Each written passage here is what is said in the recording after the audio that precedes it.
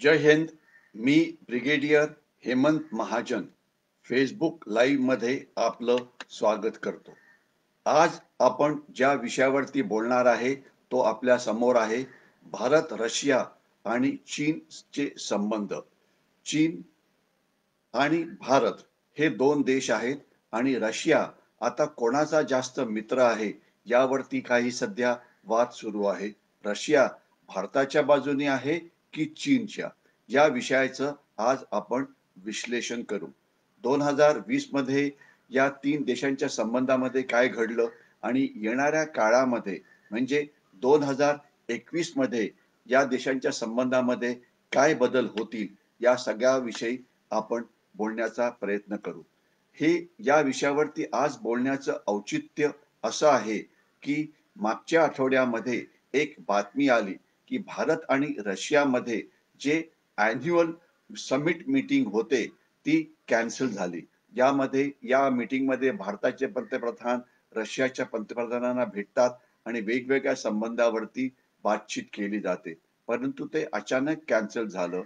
कारण असं म्हटलं जात होतं की रशियाला भारताचा राग आलेला आहे की भारत अमेरिकेशी दोस्ती करायचा प्रयत्न करतो आहे, खास तर क्वाड्रिलॅटरल कोऑपरेशन ज्यामध्ये भारत, जपान, ऑस्ट्रेलिया आणि अमेरिकेची नौदलं आणि इतर राष्ट्र एकत्र येऊन चीनच्या विरोधात काम करू शकतील. रशियाची इच्छा आहे की भारताने या अलायन्स मध्ये भाग घेऊ नये. परंतु हे बरोबर आहे का? अर्थातच नाही. अशा प्रकारचं क्वाड्रिलॅटरल कोऑपरेशन भारताकरता चीनच्या विरुद्ध लढण्याकरता महत्वाचं आहे आणि या विषयावरती आपण रशियाचं जी मागणी आहे ती मान्य करू शकत नाही. आपल्याला आपलं जे राष्ट्रीय हित आहे, चीनच्या विरुद्ध लढाई झाली तर ती लढाई उत्तम पद्धतीने लढता यावी या राष्ट्रीय हिताचं आपल्याला रक्षण करावं लागेल. लगेचच काही राजकीय पक्षांनी आरडाओरडा सुरू केला. त्यांनी म्हटलं की यामुळे भारताचा एक जुना सहकारी दुखावला गेला आहे आणि तो आता भारताच्या विरुद्ध काम करणार आहे. लक्षात असावं की आंतरराष्ट्रीय संबंधामध्ये कोणीही परमनंट मित्र नसतात किंवा कोणीही परमनंट शत्रू नसतात.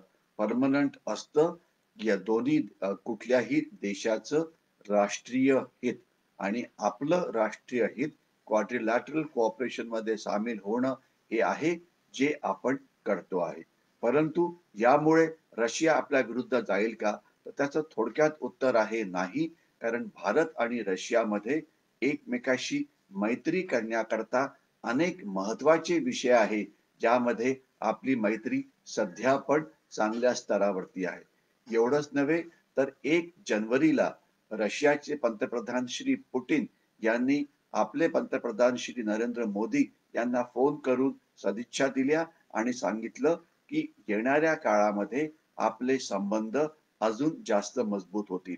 याशिवाय ते आपल्या राष्ट्रपतींशी पण बोलले आणि एवढंच नव्हे तर जी रशियाची वकिलात जी भारतामध्ये आहे, अँबॅसेडर त्यांचे जे भारतामध्ये आहे, त्यांनी पण असं वक्तव्य दिलं की आम्ही जी समिट कॅन्सल केलेली आहे ती करोनामुळे किंवा चीनी व्हायरसमुळे झालेली आहे. याचा भारत रशिया संबंधावरती कुठलाही वाईट परिणाम होणार नाही. उलट येणाऱ्या काळामध्ये हे संबंध अजून जास्त मजबूत होतील.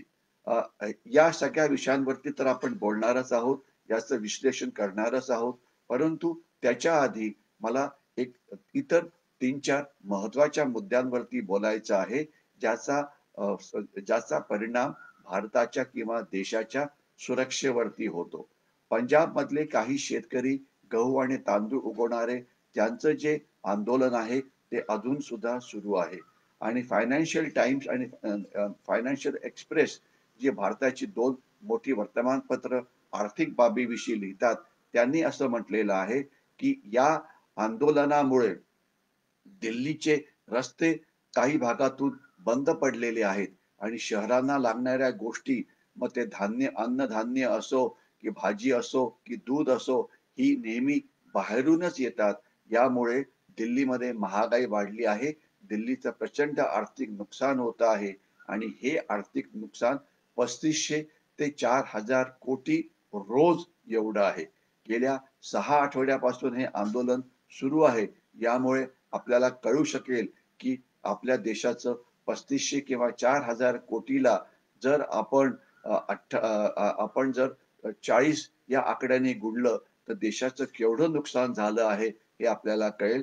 थोडक्यात सांगायचं म्हटलं तर एवढं देशाचं नुकसान जेवढी युद्ध आपण चीन आणि पाकिस्तानशी 5 युद्ध जी लढलो त्यामध्ये सुद्धा झालं नव्हतं किंवा दहशतवादी हल्ले भारतावरती अनेक वेळा झालेले आहेत. त्यामध्ये किंवा नक्षलवादी हल्ल्यामध्ये जेवढं नुकसान भारताचं झालं नव्हतं त्याच्या कितीतरी जास्त पट नुकसान या आंदोलनामुळे होतं आहे. आंदोलन करण्याचा अधिकार सगळ्यांना आहे, परंतु हिंसाचार करण्याचा, रस्ते बंद करण्याचा अधिकार कोणालाही नाही. आणि त्याच्यावर अजूनच एक एक्स्ट्रा गोष्ट जी घडली ती म्हणजे अ, काही समाजकंटकांनी पंजाबमध्ये असलेली कम्युनिकेशन टॉवर्स जिथून मोबाईल कम्युनिकेशन होतं 150 टॉवर्स अशी जाळली. एका टॉवरची किंमत 20 ते 30 कोटी असते. यावरून आपल्याला लक्षात यावं की देशाचं केवढं नुकसान झालेलं आहे. देशाचा कायदा म्हणतो अशा प्रकारे देशाचं कोणीही नुकसान करतं तर सुप्रीम कोर्टने यावरती निर्णय पुष्कळ आधी दिलेला आहे की त्याची नुकसान भरपाई ही केलीच पाहिजे. दुसरा महत्वाचा मुद्दा आहे तो म्हणजे नेपाळमध्ये सध्या राजकीय अस्थिरता आहे. नेपाळची कम्युनिस्ट पार्टी दुभंगण्याची शक्यता आहे आणि त्यांचे जे पंतप्रधान श्री ओली यांनी त्यांची संसद भंग केली आणि यामुळे नेपाळ कम्युनिस्ट पार्टीमध्ये एका साइडला ओली आणि दुसऱ्या साइडला प्रचंडा असं विभाजन झालेलं आहे. तर अचानक चीनचं एक शिष्टमंडळ तिथे येऊन पोहोचलं आणि ते आता हे जे त्यांचे वादविवाद आहेत ते सोडवण्याचा प्रयत्न करत आहेत. चीनला अशा प्रकारे नेपाळच्या अंतर्गत बाबीमध्ये हस्तक्षेप करण्याचा अधिकार आहे का? तर थोडक्यातच सांगायचं म्हटलं तर अजिबात नाही. नेपाळला हे आपण समजवायला पाहिजे, की यामुळे तुम्ही चीनला विनाकारण जास्त महत्त्व देत आहात आणि तुमच्या राजकीय जीवनामध्ये ते हस्तक्षेप करत आहेत.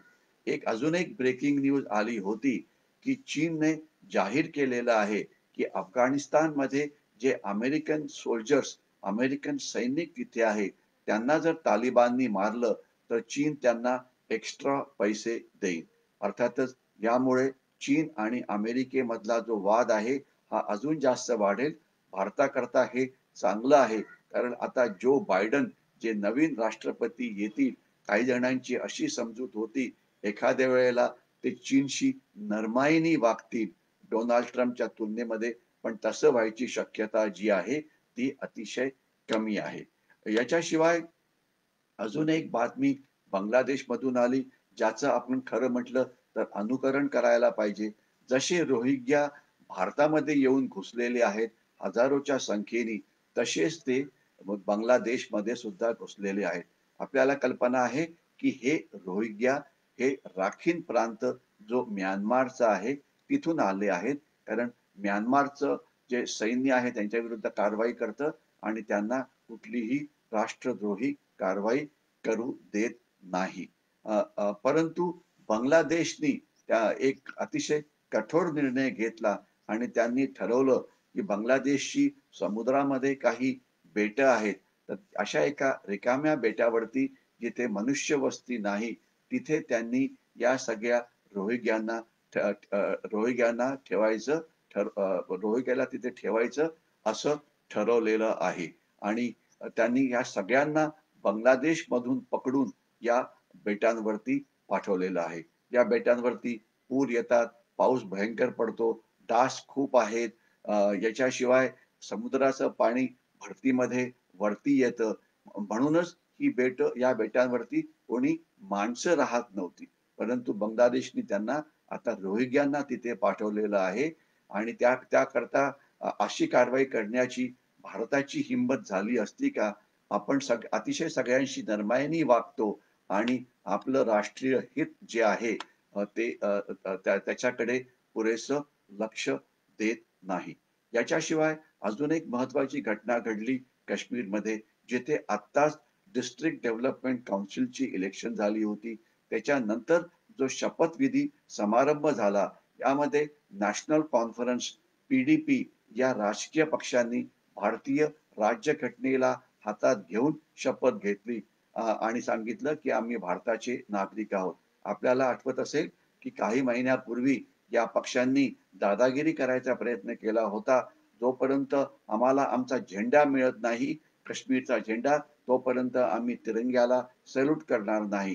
जोपर्यंत तुम्ही 370 कलम परत आणत नाही, तोपर्यंत आम्ही आम्ही कुठल्याही निवडणुकीमध्ये भाग घेणार नाही.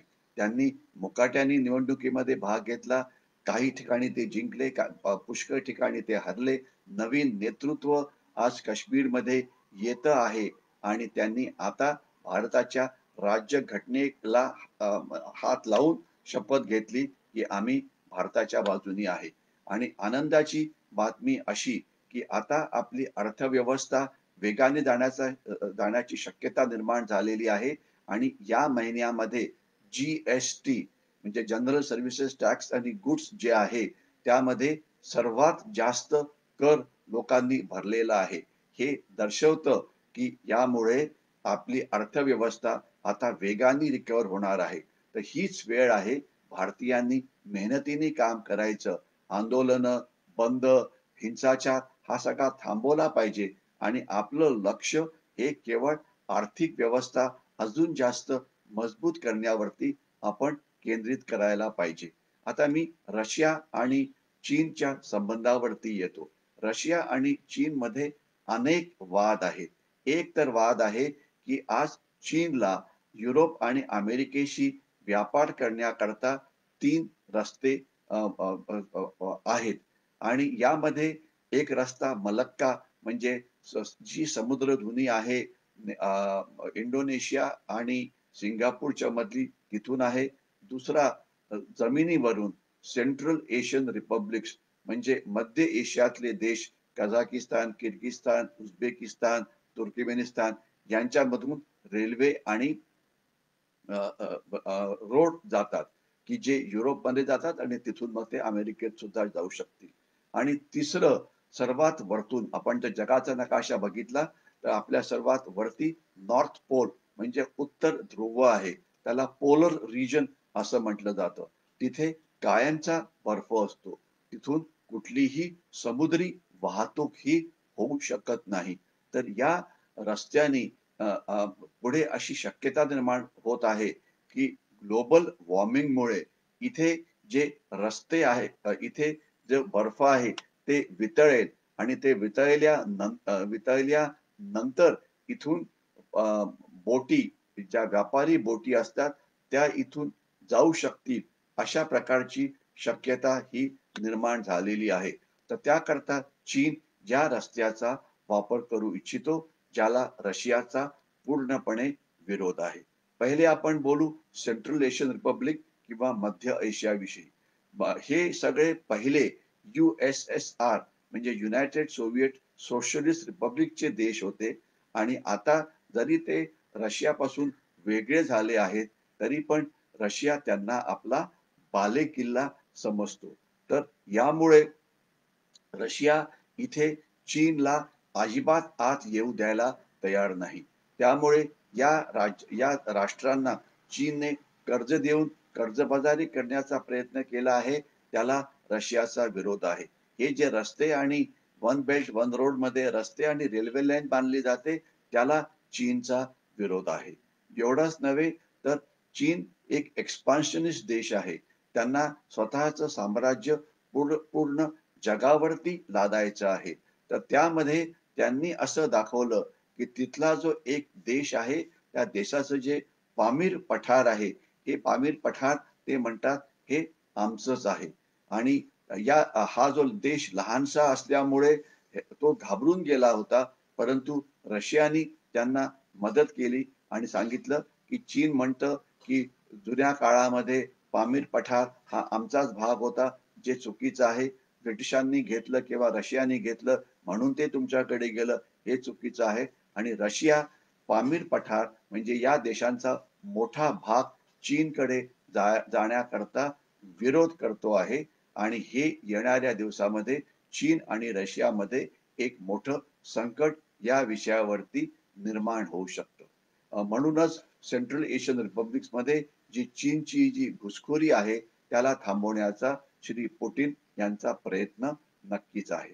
याच्याशिवाय पोलर रिजन म्हणजे नॉर्थ पोल म्हणजे जिथे बर्फ आहे तो वितळल्यानंतर काय? रशियाचं यावरती क्लिअर स्टेटमेंट आहे.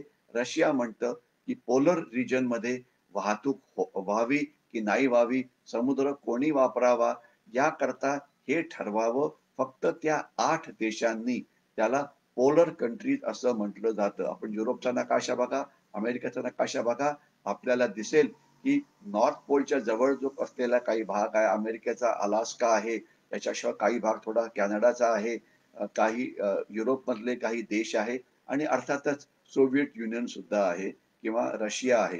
तर याच देशांना याविषयी काही बोलण्याचा अधिकार आहे, बाकी कोणाला नाही.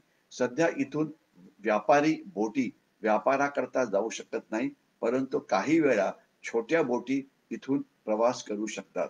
परंतु ग्लोबल वॉर्मिंगमुळे ज्यावेळेला बर्फ वितळेल, तर एक असं मानलं जातं, की पुढच्या 5 ते 6 वर्षामध्ये इथून व्यापारी बोटी प्रवास करू शकतील. कारण बर्फ पुष्कळ प्रमाणामध्ये वितळला असेल. तसं झालं तर चीनला इथून अमेरिका आणि युरोप आणि आफ्रिका हे अत्यंत जवळ होईल. रशियाला हे नको आहे.